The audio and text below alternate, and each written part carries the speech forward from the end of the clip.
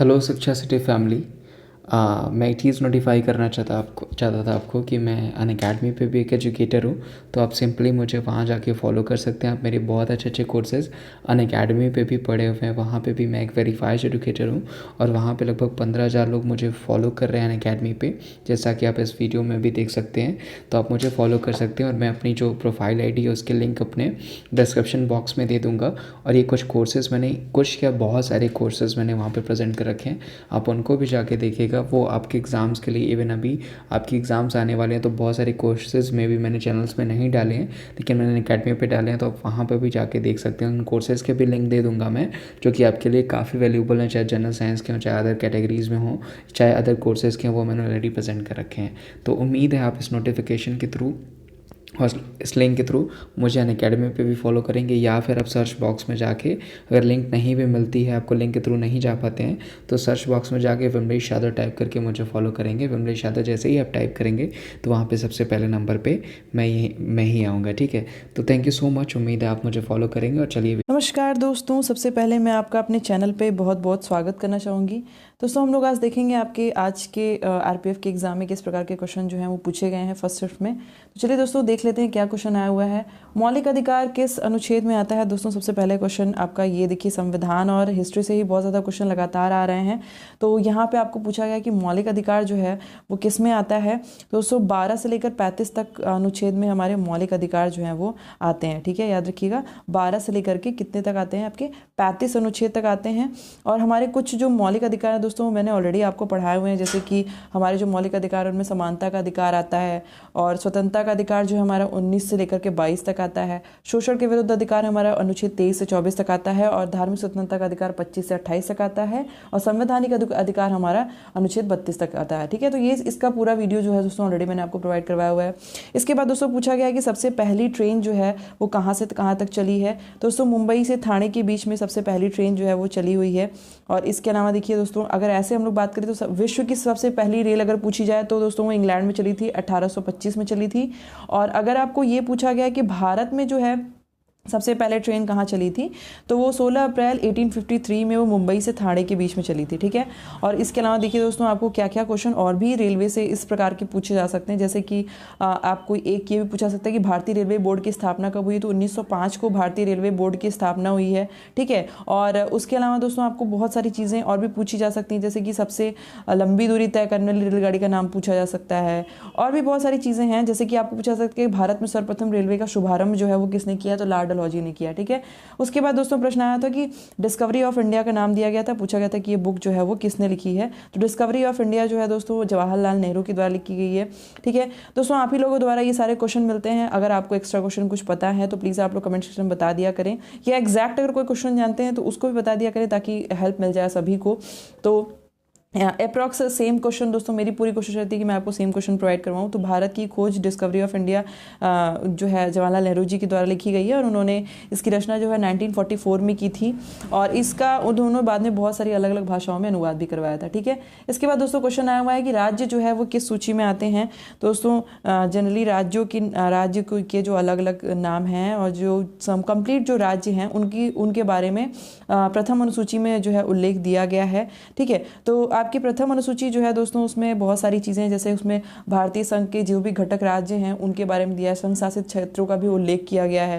द्वितीय अनुसूची में दोस्तों जितनी भी हमारी राज्य व्यवस्था के जो अलग अलग पदाधिकारी हैं, जैसे कि राष्ट्रपति, लोकसभा के अध्यक्ष, उपाध्यक्ष, इन सभी लोगों के को मिलने वाले वेतन और भत्ते के बारे में उल्लेख है। अगर आपको तृतीय अनुसूची के बारे में पूछता है तो उसमें हमारे जो भी हमारे अलग अलग पदाधिकारी हैं, जैसे कि राष्ट्रपति और न्यायालय, उच्चतम न्यायालय के न्यायाधीश, इन सभी लोगों को पद के ग्रहण करने के टाइम पे जो भी उन लोग को शपथ दी जाती है उसके बारे में उल्लेख दिया हुआ है। ठीक है, इसके बाद दोस्तों पूछा गया कि अगर किसी, एक क्वेश्चन इस प्रकार से आया था कि अगर किसी उद्योग में अगर 14 वर्ष से कम के बच्चों को, यार उन 14 वर्ष तक के बच्चों को अगर करवाया जा रहा है श्रम, तो वो किस अनुच्छेद में आता है, तो 24वें अनुच्छेद में दोस्तों ये आता है। ठीक है, और भी ऐसे ही चीज़ें दोस्तों बहुत सारी इसके पीछे हैं, तो इसको आप अच्छे से डिटेल में पढ़ लीजिएगा, ये सारा आ रहा है। ठीक है, मैथ और रीजनिंग में दोस्तों ratio, mirror image, water image, blood relation, चक्रवृद्धि ब्याज, साधारण ब्याज, सरलीकरण और लाभ हानि से बहुत सारे प्रश्न जो हैं आपको पूछे गए हैं।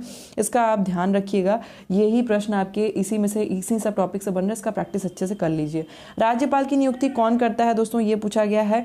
तो राज्यपाल की नियुक्ति देखिए दोस्तों राष्ट्रपति करता है, अगर एग्जैक्टली यही क्वेश्चन आया हुआ है तो ठीक है। उसके अलावा देखिए दोस्तों, आपको अगर ये पूछा जाता है कि राज्यपाल जो हैं उनको राज्यपाल किसकी नियुक्ति कर सकते हैं, तो राज्य के मुख्यमंत्री की नियुक्ति जो है वो हमेशा राज्यपाल कर सकते हैं। ठीक है, तो अगर आपका देखिए दोस्तों क्वेश्चन में मे भी कंफ्यूजन है कि एग्जैक्टली ये क्वेश्चन है राज्यपाल किसकी नियुक्ति करता है या फिर राज्यपाल की नियुक्ति कौन करता है। तो राज्यपाल की नियुक्ति कौन करता है ये अगर पूछा गया होगा तो राष्ट्रपति करता है। ठीक है, अगर आपको पूछा जाए कि जो राज्य का मुख्यमंत्री होता है वो किसके द्वारा चुना जाता है, तो वो राज्यपाल के द्वारा चुना जाता है। ठीक है, और उसके अलावा दोस्तों अगर आपको राज्यपाल से और भी बहुत सारे क्वेश्चन पूछे जा सकते हैं कि राज्यपाल पद के लिए कितनी न्यूनतम आयु चाहिए होती है, तो 35 वर्ष चाहिए होती है। ठीक है, हमारे भारत की जो पहली महिला राज्यपाल थी वो सरोजनी नायडू थी। ठीक है, और भी इसी प्रकार के राज्यपाल से संबंधित काफी क्वेश्चन जो है आपको बन सकते हैं, जैसे कि एक तो आपका उम्र से संबंधित पूछा जा सकता है।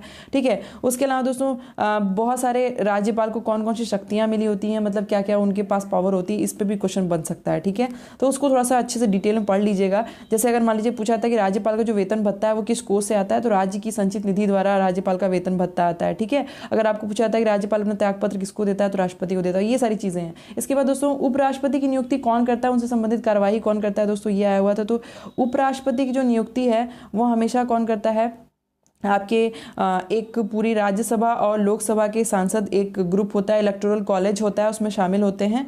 तो उसमें जो है वो लोग मिलकर के उपराष्ट्रपति का चुनाव जो है करते हैं। इनका उपराष्ट्रपति का चुनाव जो है हमेशा परोक्ष होता है, और उपराष्ट्रपति का चुनाव निर्वाचक मंडल, उसको हम लोग निर्वाचक मंडल भी बोलते हैं हिंदी में, तो निर्वाचक मंडल के द्वारा ही किया जाता है। ठीक है, इसके अलावा दोस्तों आपको उपराष्ट्रपति बनने के लिए जो एक न्यूनतम आयु चाहिए होती है 35 वर्ष चाहिए होती है। और उसके अलावा उपराष्ट्रपति जो है वो हमेशा राज्यसभा सदस्य निर्वाचित होने योग्य होना चाहिए, यह भी उसका एक क्राइटेरिया होता है। ठीक है, और भी उसमें पूछा जा सकता है कि आपको उपराष्ट्रपति की जो वो होती है सैलरी होती है, मासिक आय कितनी होती है, तो 1.2 लाख रुपए जो है इस टाइम जो है उपराष्ट्रपति की सैलरी 1.2 लाख रुपए चल रही है।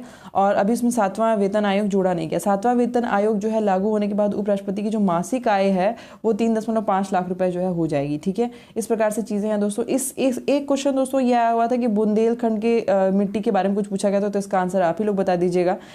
इसके बाद पूछा गया दोस्तों केपलर का नियम आया हुआ था। ठीक है, तो केपलर का नियम दोस्तों बेसिकली केपलर का नियम ग्रहों से ही संबंधित है, आपको पता होगा। केपलर ने बेसिकली ये बताया हुआ था कि किस प्रकार से ग्रही गतियां जो हैं होती हैं। तो सो उन्होंने 3 नियम दिए हुए हैं। किसी एक नियम के बारे में पूछा गया था, मुझे पता नहीं एग्जैक्टली क्या पूछा गया था, तो केपलर के नियम संबंधित कुछ आया हुआ था, मैंने ये बता दिया आपको। तो केपलर का प्रथम नियम जो है उसके अनुसार ये है कि सूर्य के चारों ओर चक्कर लगाने वाले जो भी ग्रह होते हैं दोस्तों वो दीर्घवृत्ताकार कक्षा में चक्कर लगाते हैं। ठीक है, और सूर्य जो है इस दीर्घवृत्ति की नाभि पर स्थित होता है। दूसरा नियम जो है उनका वो इस प्रकार से है कि सूर्य और ग्रहों को जोड़ने वाली जो रेखा होती है वो समान समय अंतराल पे समान क्षेत्रफल तय करती है। ठीक है, उनके दूसरे नियम के अनुसार ये है। अगर तृतीय नियम की बात करें उसमें, तो उसमें ये चीज दी हुई है कि केपलर के तृतीय नियम के अनुसार ये है कि सूर्य की जो परिक्रमा करने वाले जितने भी ग्रह होते हैं उनके आवर्तकाल का वर्ग हमेशा अर्ध दीर्घ अक्ष के घन के समानुपाती होता है। ठीक है, तो इस प्रकार से ये 3 नियम जो है दोस्तों दिए गए हैं। इसके बाद एक क्वेश्चन आया हुआ था कि डेविस कप किससे संबंधित है। ठीक है, तो दोस्तों कप से संबंधित रोज आपका क्वेश्चन आ रहा है, आप देख सकते हैं, तो उसको अच्छे से पढ़ लीजिए। डेविस कप हमारा टेनिस से संबंधित है, और भी बहुत सारे अलग अलग जो है खेलों में अलग अलग कप दिए जाते हैं। जैसे कि आपको पूछा संतोष ट्रॉफी किससे संबंधित, तो फुटबॉल से संबंधित है। सिंधिया गोल्ड कप आपका हॉकी से है। सुब्रतो मुखर्जी कप आपका फुटबॉल से है। ऐसे बहुत सारे क्वेश्चन आपको और भी कब से पूछे जा सकते हैं। जीएसटी कब लागू हुआ था दोस्तों, ये दूसरी तीसरी बार क्वेश्चन आ रहा है। तो 1 जुलाई 2017 को जीएसटी लागू हुआ था। इसको हम लोग हिंदी में वस्तु एवं सेवा कर भी कहते हैं, जीएसटी भी कहते हैं। और दोस्तों ये एक प्रकार की अप्रत्यक्ष कर व्यवस्था है, और इसमें बहुत सारी चीज़ें इसके पीछे हैं, जैसे कि जीएसटी के लिए क्यों आवश्यक है, ये सब चीज़ें आप पढ़ लीजिएगा। ठीक है, खारे पानी की झील पूछा गया दोस्तों। साबर झील जो है वो खारे पानी की झील है, और ये भारत की उत्तरी पश्चिमी राज्य राजस्थान के पास ही ये स्थित है। और अगर आपको पूछा जाता है कि सबसे बड़ी कृत्रिम झील कौन सी है, तो दोस्तों इंदिरा सागर झील सबसे बड़ी कृत्रिम झील है, और ये मध्य प्रदेश राज्य में बनी हुई ये है, मतलब बेसिकली। और मीठे पानी की सबसे बड़ी झील पूछी जाती है, तो वुलर झील जो है दोस्तों मीठे पानी की सबसे बड़ी झील है। ठीक है, ये चीज़ याद रखिएगा। मूत्र का रंग किस कारण पीला होता है, ये पूछा गया दोस्तों। तो यूरोक्रोम के कारण मूत्र का रंग जो है वो जनरली पीला होता है। ठीक है, जैसे कि ऐसे हम लोग बात करें दोस्तों, तो यूरोक्रोम जो है ये एक तरीके का पिगमेंट है, और जनरली हम लोग जो भी यूरिन पास करते हैं उसमें ये होता है।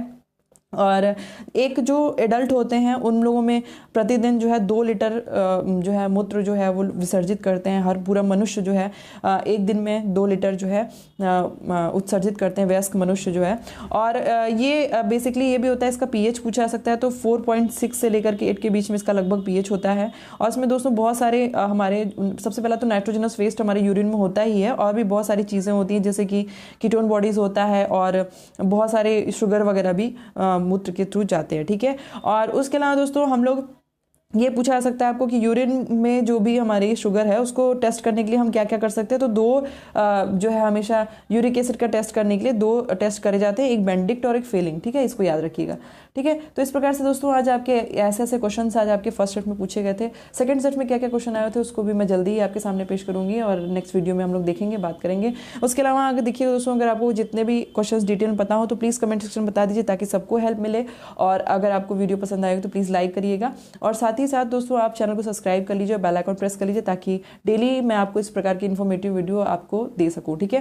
तो दोस्तों मिलते हैं अपने नेक्स्ट लेसन में, तब तक कि आपके एग्जाम के लिए all the best and thanks for watching.